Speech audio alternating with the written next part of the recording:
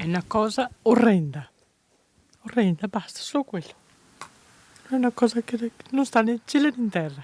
Sono le lacrime di una madre costretta a vivere l'ennesimo dolore dopo la perdita di un figlio. Cristina è arrabbiata, incredula, non riesce a capire perché dei malviventi abbiano distrutto la lapide di suo figlio, Alex Biasin, nel cimitero di Fratte a Santa Giustina in Colle, senza alcuna pietà.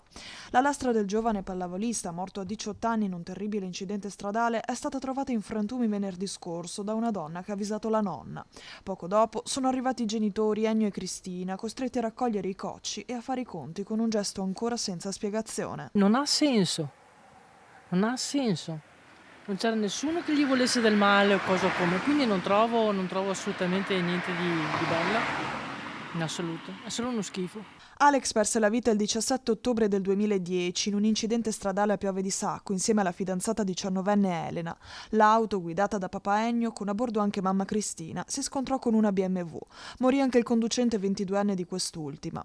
A quasi 16 anni dalla tragedia, la famiglia è costretta a rivivere l'incubo. Il 9 marzo, giorno in cui Alex avrebbe compiuto 34 anni, un amico rifarà la lapide in marmo. Un gesto crudele che colpisce l'intera comunità di Santa Giustina in Colle. È un gesto, ripeto, da condannare, ma che non trova giustificazioni per quanto possa essere una bravata, una ragazzata, è inaccettabile.